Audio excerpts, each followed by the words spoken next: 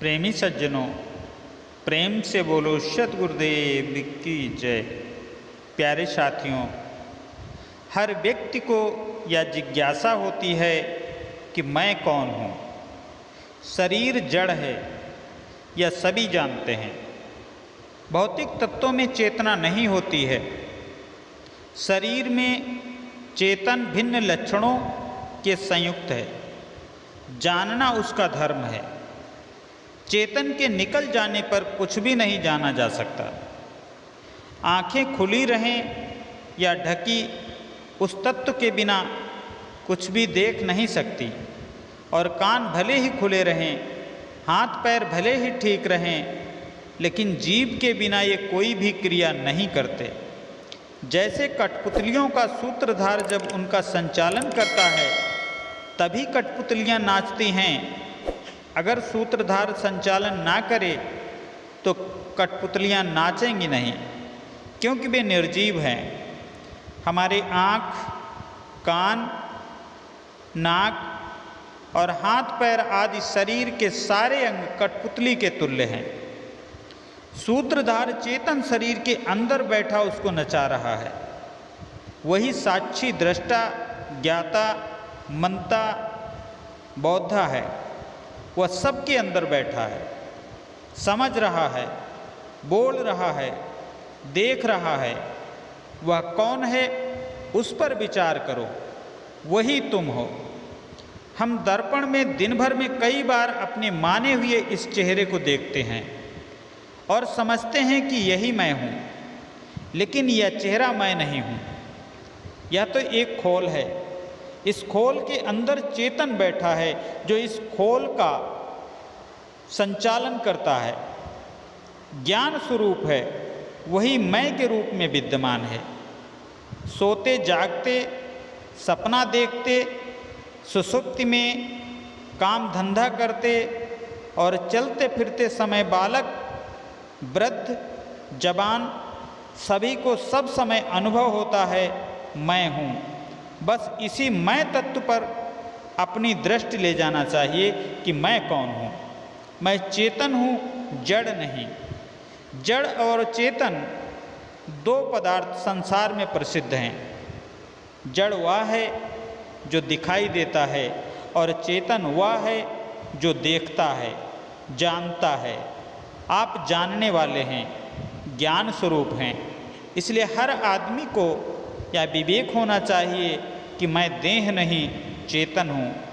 शरीर में प्राण, मन, अंतःकरण, इंद्रियाँ, मांस, रक्त, वीर आदि जड़ हैं, ये चेतन नहीं हैं।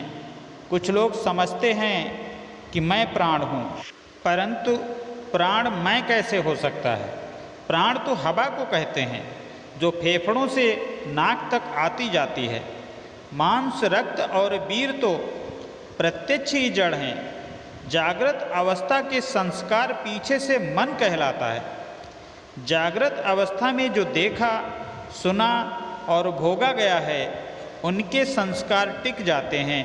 उन्हीं संस्कारों का समुच्चय मन कहलाता है। इसलिए मन मैं नहीं हूँ। मन को मैं जानता हूँ कि मेरा मन चंचल है या स्थिर है। मन का साक्षी मैं मन से अलग हूँ। इसी प्रकार मैं वीर को जानता हूँ, रक्त को जानता हूँ, आँख, नाक, कान, जीभ, त्वचादि इंद्रियों को जानता हूँ, शब्द और बिंदु तथा ज्योति को जानता हूँ। इन सबको जानने वाला सब नहीं होता। शून्य को जानने वाला शून्य नहीं होता। जानने वाला जाने हुए पदार्थों से हमेशा अलग होता है। एक ने कहा, महाराज, आत्मा तो शून्य है, लेकिन शून्य को जानता कौन है। शून्य जाने शून्य न होई। शून्य को जो जानता है वह शून्य नहीं होता है। शून्य के साक्षी आप हैं, जड़ के साक्षी आप हैं। आप ज्ञाता हैं, ज्ञान स्वरूप हैं। इंसान को अपनी पहचान हो जाए और वह अपने में लौट आए, बस वही महिमावान हो जाए। वह महिमा बाहर की महिमा नहीं है। जीव की जो ज्योति है वह कोई बाहर की ज्योति नहीं है। जस बिन ज्योति रूप बिन आशिक। कबीर साहब ने कहा है वह ज्योति यश के बिना है। बाहरी यश कीर्ति, बाहरी मान प्रतिष्ठा से अलग वह ज्ञान ज्योति है। जो ज्योतियों का ज्योति है वह तम से परे कहा जाता है और सबके हृदय में विद्यमान है। वह ज्ञान स्वरूप है, जानने योग्य है, जाना जा सकता है। उस तत्व का हमें विवेक करना चाहिए। कभी भी यह मत समझो कि तुम स्त्री हो, पुरुष हो, काले हो, गोरे हो, ब्राह्मण हो, शूद्र हो, हिंदू हो, मुसलमान हो। तुम या कुछ भी नहीं हो, तुम केवल तुम हो। मैं हूँ, इस अस्तित्व का केवल बोध ही असली बोध है। इसके अतिरिक्त जितने भी विशेषण हैं सब माइक हैं, मायामय हैं। सारे विशेषणों को हटा दो, तुम केवल चेतन हो। यह चेतन ज्ञान स्वरूप है, यह हमारा अपना ही स्वरूप है, इसलिए उसको आत्मा भी कहते हैं। आत्मा का अर्थ होता है अपना, और चेतन ही अपना स्वरूप है, इसलिए इसका नाम है आत्मा। यह आत्मा जब शुद्ध हो जाता है तब इसी को कहते हैं परमात्मा। यही श्रेष्ठ है, इसलिए इसको कहते हैं ब्रह्म। बृहत्वात् ब्रह्म, जो बड़ा हो वह ब्रह्म। चेतन ही बड़ा है, इसलिए चेतन ब्रह्म है और ईश्वर है। ईश्वर माने स्वामी। यह चेतन सभी इंद्रियों का स्वामी है, इसलिए ईश्वर है। इस प्रकार आत्मा, परमात्मा, ईश्वर, ब्रह्म सब जीव के ही नाम हैं। जीव को हटा दो तो ब्रह्म की अवधारणा कहाँ होगी। दुनिया में एक मत है कि चेतन से जड़ बना और दूसरा मत है कि जड़ से चेतन बना। इनसे भिन्न एक मत यह है कि जड़ चेतन दोनों अलग अलग हैं। कबीर साहब का यही विचार है कि जड़ चेतन दोनों अलग अलग हैं। जड़ से चेतन नहीं बना, क्योंकि जड़ तो जड़ है, उससे चेतन कैसे बनेगा और चेतन से जड़ भी कैसे बन जाएगा।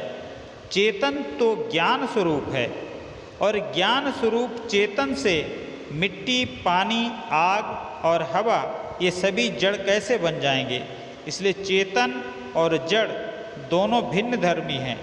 चेतन ज्ञाता है और जड़ ज्ञेय है। चेतन जानने वाला है और जड़ जानने योग्य पदार्थ है। जड़ पदार्थ में ही उलझकर चेतन बहुत दुख पाता है। हम शरीर धारण करते हैं तो खाने, पीने, पहनने, ओढ़ने आदि की अनेक आवश्यकताएं हो जाती हैं, उनमें हम भूल जाते हैं तो गलत तरीके से खाने पीने, पहनने ओढ़ने का उपक्रम करने लगते हैं। शरीर है तो साथ में इंद्रियां हैं, जिनका उपयोग किए बिना इस जीवन का गुजर बसर नहीं हो सकता। लेकिन हम प्रायः इंद्रियों का उपयोग गलत तरीके से करते हैं, बस इसी से खराबी आ जाती है। शरीर के वही साधन हैं, यदि उनका अच्छा उपयोग किया जाए तो वे कल्याणकारी हो जाते हैं, किंतु यदि दुरुपयोग किया जाए तो वे अकल्याणकारी हो जाते हैं। इसलिए हमें अपने मन और इंद्रियों का अच्छा उपयोग करना चाहिए। इंद्रियों के बिना किसी का जीवन चल ही नहीं सकता। सबके जीवन में इंद्रियां हैं और उनका उपयोग भी करना है। यह एक साधना है और इसकी आवश्यकता है। साधना कहते हैं किसी चीज़ में संतुलन रखना, बैलेंस रखना, अपने आप को मध्य दशा में रखना, संतुलित रखना साधना है। अधिक खाना नुकसान करने वाला है और बिल्कुल न खाना भी नुकसान करने वाला है, परंतु संतुलित खाना ठीक है, यही साधना है। साधना में प्रायः कठिनाई आती है। उपवास करना सरल है, मन में इसके लिए दृढ़ निश्चय कर लो और उपवास रह लो, यह सरल है। अधिक खाना भी सरल है, ज़्यादातर लोग ठूंस कर खाते हैं, परंतु खाने में बैलेंस रखना, जब खाने बैठें तो थोड़ा खाना, इससे कठिनता है, लेकिन यही कल्याणकारी है। हमें बीच का रास्ता अपनाना चाहिए। हमारा शरीर जड़ और चेतन दोनों के संयोग से खड़ा है। हड्डी, चाम, मांस आदि शरीर का जितना भाग है वह जड़ पदार्थों से बना है और इसमें चेतन निवास करता है। जो ज्ञाता है वही तुम हो। तुम्हें तकलीफ़ होती है, कष्ट होता है, तो ऐसा जिन जिन कारणों से होता है उन कारणों को छोड़ देना ही विवेक का काम है। यही भजन है। अपने शरीर को समझो, मन को समझो, संसार को समझो, अपने प्राणी पदार्थों को समझो और समझकर ऐसा काम करो जिससे कहीं भी उलझो ना, फंसो ना, दुख ना पाओ। यही है सच्चा भजन और सच्चा ज्ञान। जड़ चेतन, जगत और आत्मा सबके भेद को समझ लेना ही सच्चा ज्ञान है। यही अपने काम की चीज़ है। इतना तो हम कर ही सकते हैं। सबका भेद जानने की बात आई तो समूचा भेद हम कहाँ जान सकते हैं। हम अपने शरीर में लगे हुए बाल का भेद नहीं पा सकते हैं कि कितने बाल लगे हैं। पेट के अंदर कहाँ कहाँ कितनी नसें हैं यह हम नहीं जान सकते हैं। इन सबको समझने की ज़रूरत भी नहीं है। काम भर का समझ लो और ऐसा रास्ता अपनाओ कि कहीं उलझो ना, फंसो ना। उलझना और फंसना क्या है? कहीं बैर कर लेना, कहीं द्वेष कर लेना, यही उलझना और फंसना है।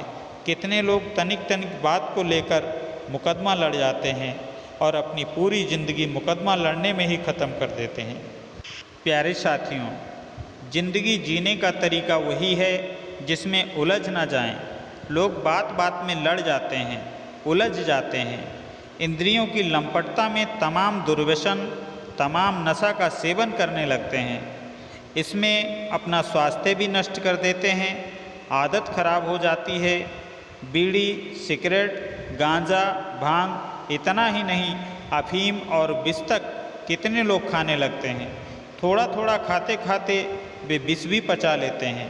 इसमें वे अपनी ज़िंदगी नष्ट कर डालते हैं। ज़िंदगी जीने का यह अच्छा तरीका नहीं है। कितने लोग घर में पत्नी और बच्चों से उलझे रहते हैं। सतगुरु कबीर साहब कहते हैं, संशय सब जग खंडिया, संशय खंडे न कोय, संशय खंडे सो जना, जो शब्द विवेकी होए।